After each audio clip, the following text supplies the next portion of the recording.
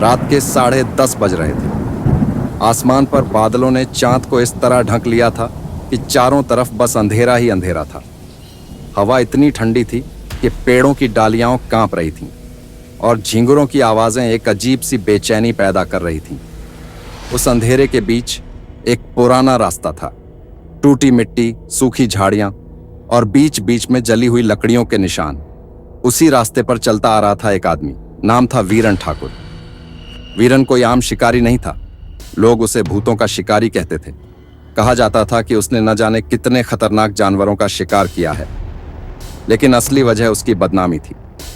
5 साल पहले उसने इसी जंगल में एक आदमी जैसे बाघ को गोली मारी थी। तब से इस जंगल में कोई वापस नहीं लौटा। आज वीरन फिर आया था अपने आखिरी शिकार के लिए। उसकी आंखों में लालटेन की रोशनी झिलमिला रही थी।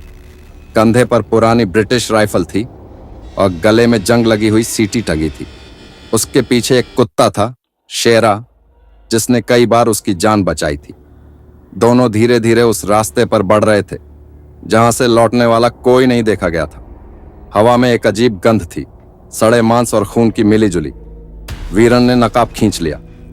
कुछ तो है यहां, उसने बुदबुदाया। शेरा की पूंछ झुक गई, वो सिसकारियां भरने लगा।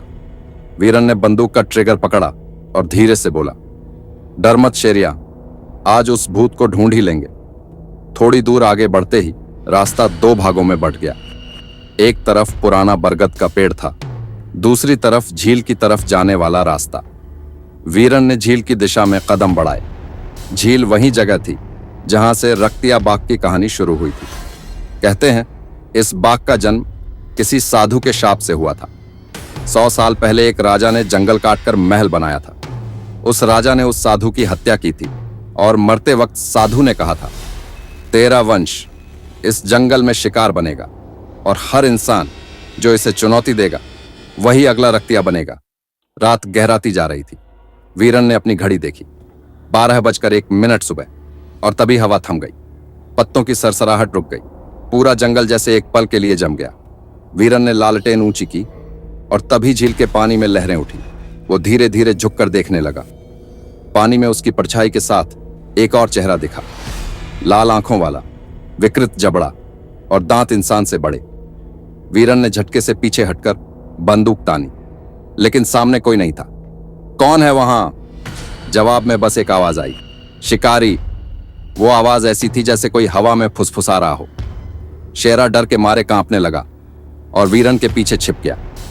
अचानक दाएं पेड़ के पीछे से किसी के पंजों की आवाज आई। वीरन ने ट्रिगर दबाया, लेकिन सामने कुछ नहीं था। बस पेड़ की छाल से खून टपक रहा था, खून जो खुद चलता हुआ झील की ओर बहने लगा। वीरन की सांसें तेज हो गईं। उसने सीटी बजाई, शेरिया पीछे रह। पर शेरा भौंक नहीं रहा था। वो झील के किनारे जा चुका था और कुछ देख रहा था। वीरन भागा उसके पीछे, और जो उसने देखा वो इंसान नहीं था। झील के बीच में कोई खड़ा था, 4 पैर, लेकिन इंसान का चेहरा। उसकी आंखें अंगारे जैसी जल रही थीं और शरीर से धुआं उठ रहा था। वो धीरे धीरे जमीन पर झुककर 4 पैरों पर चलने लगा। रक्तिया बाघ वीरन के मुंह से खुद निकल गया। उसने गोली चलाई, 1 2 3, लेकिन हर बार गोली पार होकर निकल गई। और फिर वो चीज हंसने लगी, ऐसी हंसी जो किसी भी इंसान की हंसी नहीं थी। तू मेरा शिकार करने आया है, अब मैं तेरा शिकार बनाऊंगा। वो बाघ बिजली की रफ्तार से उछला और वीरन के ऊपर गिर पड़ा। दोनों मिट्टी में लोटपोट हो गए।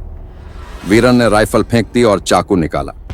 उसने उस राक्षस की गर्दन पर वार किया, लेकिन उससे खून नहीं निकला, बस धुआं निकला और जमीन में समा गया। वीरन उठा, सांसें तेज। उसने शेरा को देखा। कुत्ता मरा पड़ा था, गले पर पंजों के निशान। वीरन की आंखों में आंसू आ गए, पर अब डर के साथ गुस्सा भी था। आज तुझे खत्म कर दूंगा, चाहे आत्मा ही क्यों ना बन जाऊं। उसने अपनी जेब से आग वाला तेल निकाला और आसपास की झाड़ियों में फेंक दिया। झील का किनारा जलने लगा, लेकिन वो आग हवा में फैलती नहीं थी, वो नीली हो गई थी। ये कौन सी आग है? वीरन फुसफुसाया, और तभी जंगल में आवाज आई, ये वही आग है जो आत्माओं को निगलती है। वीरन ने ऊपर देखा, सामने वही रक्तिया बाघ था। पर अब उसका चेहरा इंसान का था, किसी पुराने राजा जैसा। तू कौन है? वीरन चिल्लाया। वही जिससे तेरे बाप ने धोखा किया था। मेरे बाप ने? हाँ, तेरे पिता ने इस जंगल के नीचे से सोना निकालने के लिए मेरी समाधि खोदी थी।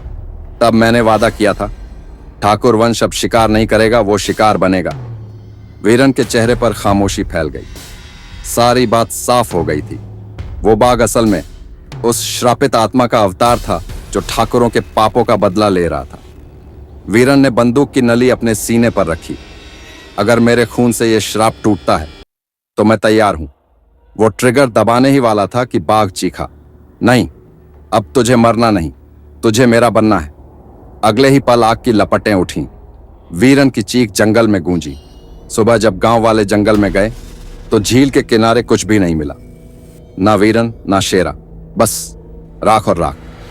लेकिन पेड़ की जड़ में एक राइफल पड़ी थी जिसके ऊपर खून से लिखा था, अब मैं शिकारी नहीं, जंगल हूं।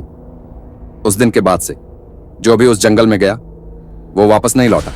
लोग कहते हैं अब उस जंगल में दो आंखें हर वक्त किसी को देखती रहती हैं, कभी लालटेन की रोशनी में, कभी हवा के झोंके में, कभी पानी के नीचे। और हर अमावस की रात जब हवा थम जाती है तो जंगल के बीच वही आवाज गूंजती है, शिकारी तेरी बारी है। दोस्तों, यही थी आज की हॉरर कहानी। अगर आपको यह कहानी अच्छी लगी हो तो लाइक, कमेंट और सब्सक्राइब करना मत भूलना। फिर मिलते हैं अगली डरावनी और रहस्यमयी कहानी में।